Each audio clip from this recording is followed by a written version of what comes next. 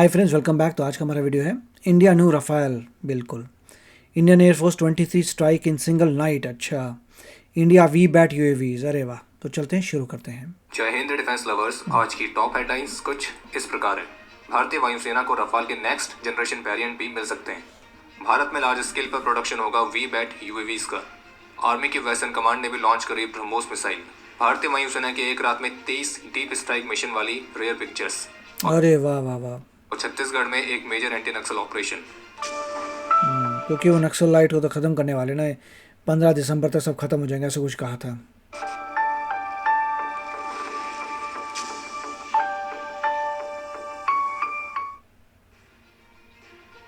Indian army की southern command के बाद वेस्टर्न कमांड के एक यूनिट ने भी बे ऑफ बंगाल रीजन में भारत की ब्रह्मोस सुपरसोनिक क्रूज मिसाइल के लॉन्च को कंडक्ट किया था। और इस लॉन्च में ब्रह्मोस मिसाइल ने अपने सभी ऑब्जेक्टिव्स को पिन पॉइंट एक्यूरेसी के साथ अचीव किया है, जो कि दुश्मन के क्षेत्र में बेहद ही डीप प्रिसाइज स्ट्राइक करने। ब्रह्मोस तो क्लियर हो चुका है। BrahMos is very precise, very good missile. वो तो क्रूज मिसाइल बहुत अच्छी है।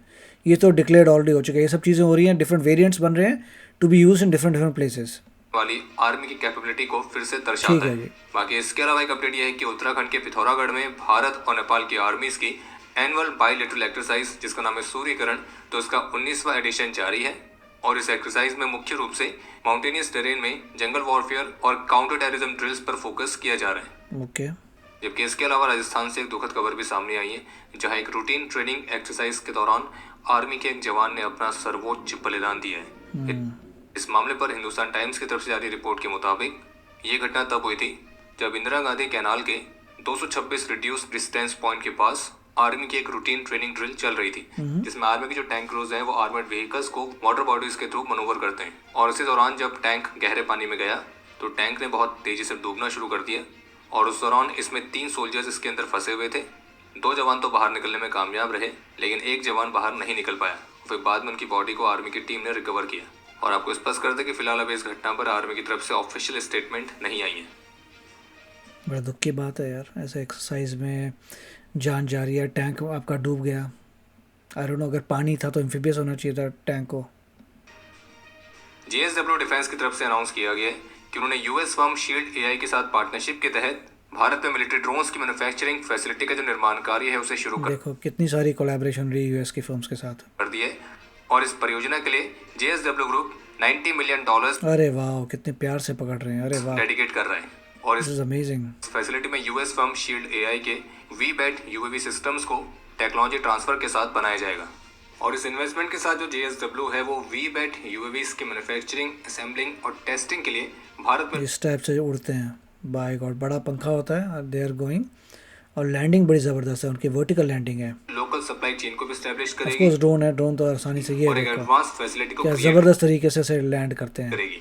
और इस प्रयास के तहत भारत में ही वी बैट यूएवीज का जो प्रोडक्शन है वो लार्ज स्केल पर किया जाएगा, जो इंडियन आर्म फोर्सेस की नीड्स को पूरा करने के साथ साथ एक ग्लोबल प्रोडक्शन हब की तरह भी फंक्शन करेगा। और जानकारी के लिए आपको बता दें कि जो वी बैट है वो vertical take off and landing capability वाला एक रिकॉर्ड। नॉर्मली ड्रोन्स है, नॉर्मली जितने भी ड्रोन्स हैं जो क्वाडकॉप्टर्स है वो तो आराम से उतर सकते हैं। रिकॉनेसेंस यूएवी है जो कि जीपीएस और कम्युनिकेशन डिनाइड एनवायरनमेंट्स में भी ऑपरेट करने में सक्षम है। वो इसमें मज़े की बात यह है कि सिंगल, इसमें 4 पंख नहीं है, से एक ही है। बाकी इस वी बैट यूएवी को यूनिक इसलिए माना जाता है क्योंकि इसमें मल्टीपल कैपेबिलिटीज देखने को मिलती हैं, यानी कि हेलीकॉप्टर की तरह वर्टिकली टेक ऑफ और landing with single fan, which is great, कर सकता है, लेकिन ये फ्लाई करता है किसी फिक्स विंग एयरक्राफ्ट की तरह। इसका डिजाइन को जिस तरह से बनाया गया कि तेज हवा में भी ये स्टेबल रहता है। इसे शिप बेस्ड ऑपरेशंस के लिए बेहद ही खास माना जाता है। और इसका एंड्योरेंस टाइम लगभग 8 से 12 घंटे का है। ओहो, अच्छा, 8 से 12 घंटे उड़ सकता है। वाह। लेटेस्ट रिपोर्ट्स के मुताबिक कल गुरुवार को भारत और रशिया के रक्षा मंत्री बायलैटरल मीटिंग्स कंडक्ट करेंगे। यस। और इस मीटिंग में additional S-400 air defence systems, Sukhoi Su-30 MKI fighters का अपग्रेड और कुछ क्रिटिकल मिलिट्री हार्डवेयर की खरीद, तो ये मेन एजेंडा रहेगा। इसके अलावा एक इंटरेस्टिंग सा अपडेट ये देखने को मिला है कि भारतीय वायुसेना की जो 114 रफाल फाइटर्स को खरीदने वाली योजना है, तो मीडिया रिपोर्ट्स में फ्रांस की मिनिस्ट्री ऑफ आर्म्ड फोर्सेस के हवाले से कंफर्म किया गया है कि इस परियोजना में 90 रफाल तो F4 वाले वेरिएंट के होंगे, लेकिन 20 F5 के भी आ रहे हैं। 4 रफाल F5 वाले वेरिएंट्स को राइट, ये हमने देखी खरीदने वाला ऑप्शन भी रखा गया है। और ये बात फ्रेंच मिनिस्ट्री की एक ऐसे असेसमेंट से सामने आई थी जिसमें चाइना के कोऑर्डिनेटेड डिसइंफॉर्मेशन एफर्ट्स को काउंटर करने के लिए ये लिखा गया था कि भारत की तरफ से 90 रफाल F4 के ऑर्डर्स और साथ में 24 रफाल F5 वाले ऑप्शन को रखना उस विश्वास का उदाहरण है जो कि दोनों देशों के बीच बना हुआ है। और मिनिस्ट्री का ये जो एनालिसिस था, ये जो असेसमेंट था, इसे अब पब्लिक एक्सेस से हटा दिया गया है। और आपको बता दें कि जो F5 है वो रफाल सीरीज का सबसे एडवांस वेरिएंट है जो कि अभी करंटली डेवलपमेंट की स्टेज में है। और आप इसे रफाल का एक नेक्स्ट जनरेशन वेरिएंट कह सकते हैं, जिसमें उम्मीद की जा रही है कि इसमें सैफरन का अपग्रेडेड M880 रेक्स इंजन इस्तेमाल किया जाएगा जो कि मैन्ड अनमैन्ड टीमिंग आर्किटेक्चर पर ऑपरेट करेगा। और वैसे तो ये कोई 5th जनरेशन वाला वेरिएंट नहीं है, लेकिन इसमें 5th जनरेशन की कुछ कैपेबिलिटीज जरूर हाँ वो तो होंगी, मगर it is not 5th generation. वो आप बोल सकते हैं 4.5 से थोड़ा ज़्यादा होगा, देखने को मिल सकती है। और बाकी इसके अलावा ये कुछ नए हथियारों को भी कैरी करेगा। मगर उसका पैसा आपको देना पड़ेगा, तो वही ना, फ्रांस बहुत पैसा कमा रहा है हमसे। 3 दिसंबर 1971 ये वो दिन है जब भारत और पाकिस्तान की 1971 वॉर की ऑफिशियली शुरुआत हुई थी। और आज के इस दिन पर भारतीय वायुसेना के ऑफिशियल एक्स हैंडल से 1971 वॉर की कुछ रेयर पिक्चर्स शेयर की गई हैं, जो कि उस समय की है जब 3 दिसंबर को पाकिस्तान की प्री एम्प्टिव स्ट्राइक के बाद भारतीय वायुसेना ने जवाबी कार्रवाई में एक रात में 1 या 2 नहीं बल्कि 23 डीप स्ट्राइक मिशंस परफॉर्म किए थे, जिसे पाकिस्तान की मुरीद, मियांवली, सरगोदा, चंदर, रिसालेवाला, सोरकोट और मसरूर, तो इनके एयरफील्ड्स को डिस्ट्रॉय किया गया था। और भारतीय वायुसेना की जवाबी कार्रवाई में पाकिस्तानी एयरफील्ड्स के जो रनवेज थे वो डैमेज हो गए थे, उनके इंस्टॉलेशंस तबाह हो गए थे और दुश्मन का जो अर्ली मूव था उसे कुछ ही घंटों के अंदर भारतीय वायुसेना ने बर्बाद करके रख दिया था। और भारतीय वायुसेना के AN-12 एयरक्राफ्ट ने तो 200 किलो के 48 बॉम्ब चंगा मांगा के ऊपर ड्रॉप किए थे, जिससे पाकिस्तान के सप्लाई डंप में आग लग गई थी।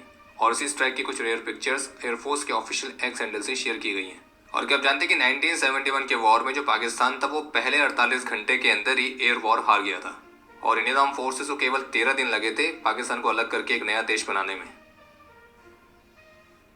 आज छत्तीसगढ़ में Bijapur Dantewada inter district border के साथ वेस्ट बस्तर डिवीजन में नक्सल्स के साथ मुठभेड़ होने की रिपोर्ट सामने आई है।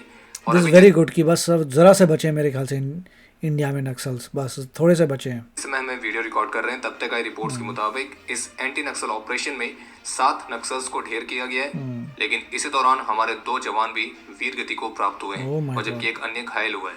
और मीडिया रिपोर्ट्स के मुताबिक इस ऑपरेशन में मारे गए नक्सल्स की जो संख्या है वो और बढ़ भी सकती है। और ये एक जॉइंट ऑपरेशन था जिसमें DRG Dantewada Bijapur, STF, CRPF और कोबरा कमांडोज शामिल थे।